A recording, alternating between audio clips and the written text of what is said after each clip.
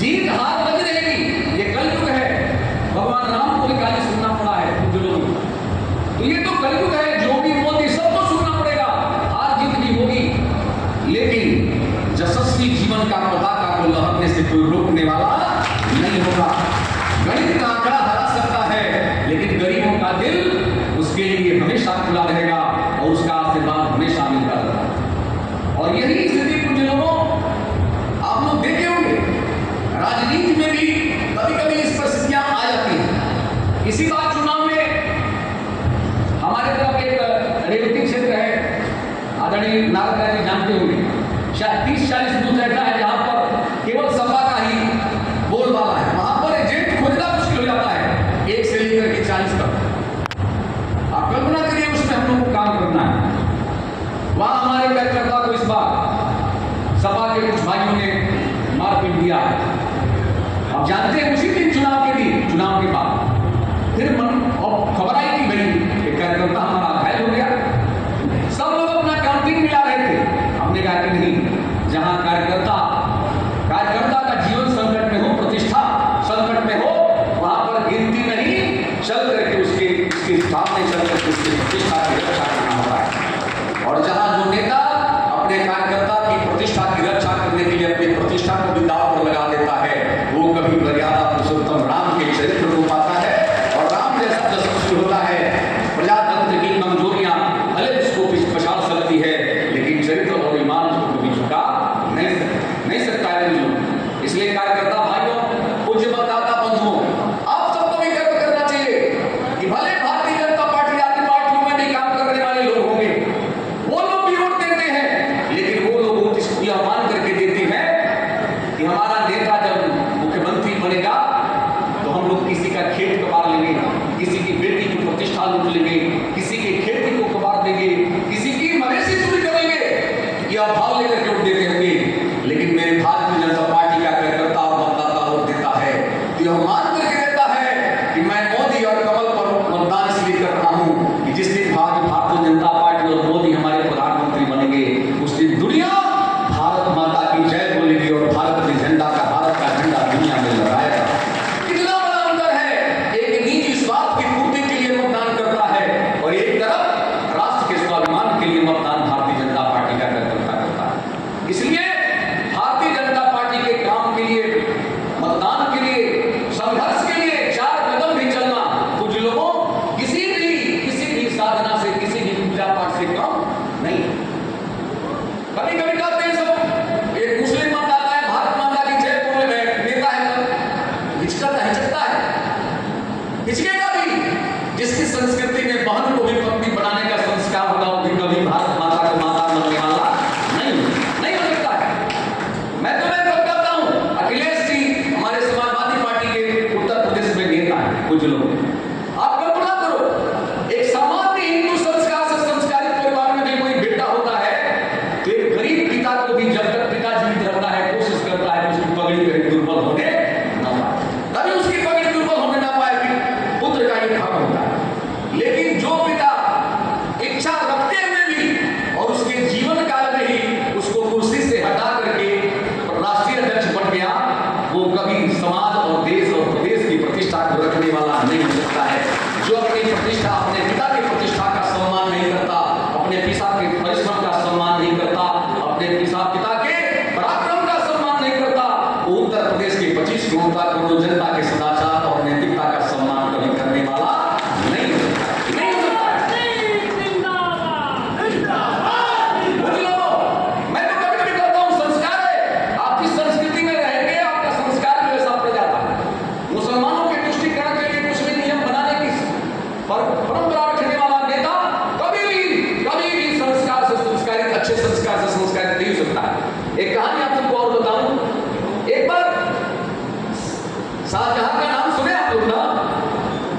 शाहजहां शासक था भारत में, उसका पुत्र था औरंगजेब। तो जब शाहजहां उम्र दराज हो गया और पुत्र थोड़ा जवान हो गया औरंगजेब, तो तुरंत जो है पिता को गिरफ्तार कर लिया और गिरफ्तार करके उसको जेल में बंद कर और अपने कुर्सी पर बैठ गया। और इतना ही नहीं, कुर्सी पर केवल बैठ करके राज्य सत्ता चलाने का काम नहीं किया। कुछ लोगों मानवीय जीवन जीवन और पिता पुत्र के संबंध की मर्यादा को तार तार कर दिया। उसने किया क्या? औरंगजेब को जेल में डाला, और जेल में डालने के बाद जेल के प्रहरियों को बुलाकर कहा कि इसको एक सुराही पानी मत देना, उसको आधा सुराही पानी देना, और 6 रोटी यदि खाता है तो 3 रोटी ही देना। कैदी के रूप में उसका निर्वसन जीवन यापन होना चाहिए। कुछ लोगों शाहजहां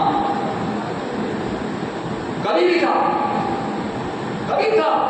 उसने 2 लाइन लिखा, 2 लाइन कहा, अपने लिख करके अपने पुत्र को भेजा कि ऐसी अजब मुसलमानी कि जेल में बंद अपने पिता को तुम देते हो आधा रोटी और आधा पानी, आधा रोटी और आधा पानी।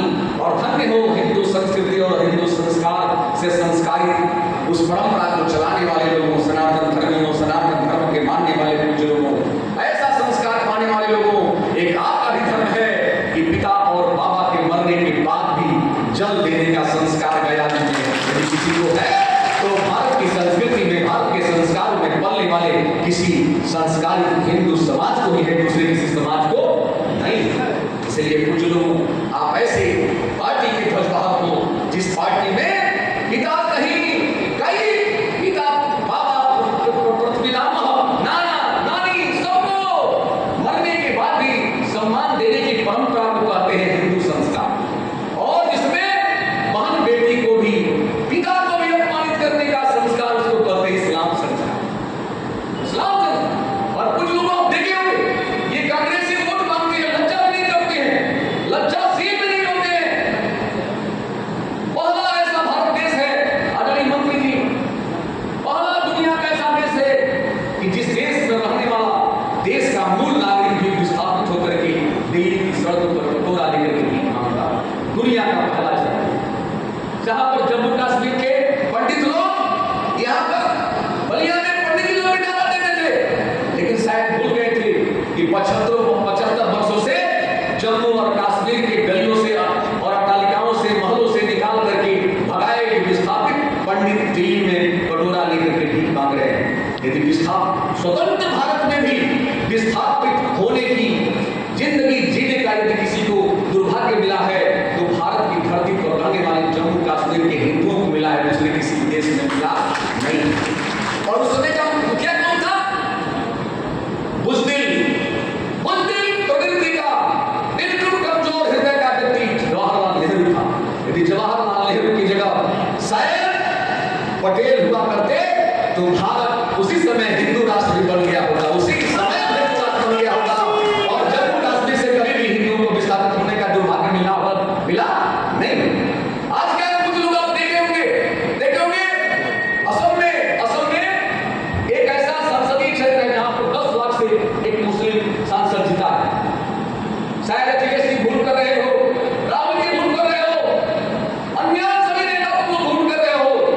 मुसलमानों के नेता कभी कब आप लोग हो जब तक उसके पास कोई कट्टर इस्लामवादी नेता उसको मिलता नहीं। जिस दिन उसको इस्लाम जिंदाबाद और पाकिस्तान जिंदाबाद बोलने वाला नेता मिल जाएगा, उस समय न अखिलेश होगा, न राहुल होगा, और न तेजस्वी होगा, न तेज प्रताप होगा। उस समय तो उनके सामने केवल इस्लाम होगा। उससे लड़ने की हिम्मत किसी में होगी तो भारत माता की जय बोलने वाले और जय श्री राम बोलने वाले लोगों में ही होगी, दूसरे किसी व्यक्ति में, दूसरे किसी भी व्यक्ति में नहीं होगी। इसलिए कुछ लोग इस धरती को ही अपनी मां मान करके जब हम लोग चले हैं तो मतदान तो छोटा चीज है जिसके लिए यह जीवन भी समर्पित करें हम कर दे, उसके ऋण से ऋण नहीं हो सकते। तो मतदान तो छोटा चीज है।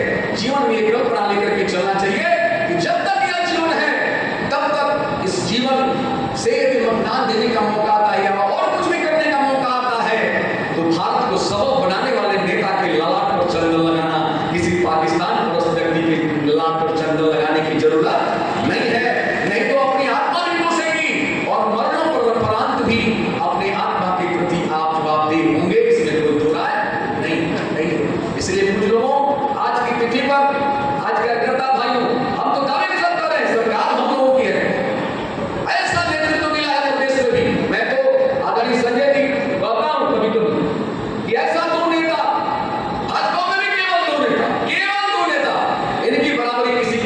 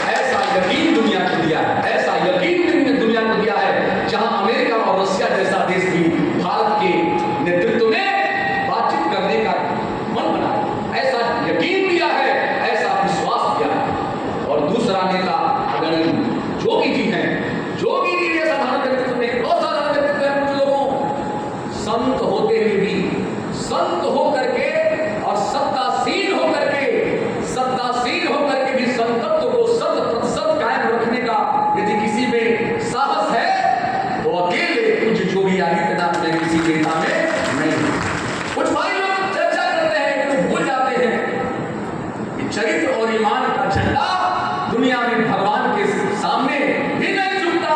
इंसान, तुम तो इंसान हो, हम तो इंसान हैं। इसलिए जोगी के पास चरित्र और ईमान का झंडा है, इसलिए उस झंडे को झुकाने की ताकत उत्तर प्रदेश में किसी भी दल की, किसी भी पार्टी के नेताओं में नहीं। इसलिए आज मोदी और जोगी हम सब के लिए प्रेरणा के स्रोत है, प्रेरणा व्यक्तित्व है। इसलिए उनको, उनका सम्मान इसी में है, उनकी प्रतिष्ठा इसी में है कि भारतीय जनता पार्टी के छोटा सा सिपाही बनकर के भी जहां भी जरूरत पड़े हम सबको भी अपने सहयोग दे करके उनके सम्मान की रक्षा करनी चाहिए, तभी उसमें ही हमारा सम्मान की रक्षा है। इसलिए आज की तिथि पर बुजुर्गों में जरूर आप सबसे छोटा और भी निवेदन कर दूं, कभी भी कमजोर मन मानिएगा। ये लोग जीते होंगे, सिकंदरपुर से हो सकते जीते हैं, जी जीते हैं। मैं तो सबको कहता हूं कि वेतन भोग ही देगा, तनख्वाह लो घर बैठे, और क्या करो।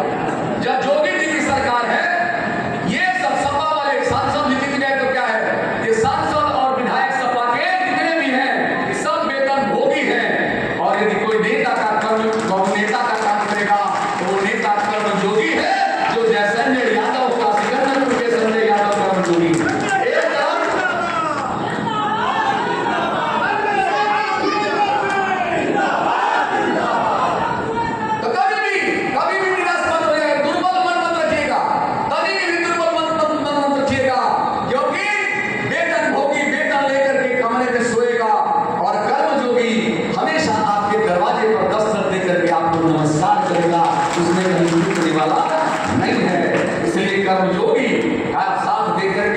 सहयोग लेकर के, सहयोग दे करके अपने सम्मान की और समाज के सम्मान की रक्षा करने का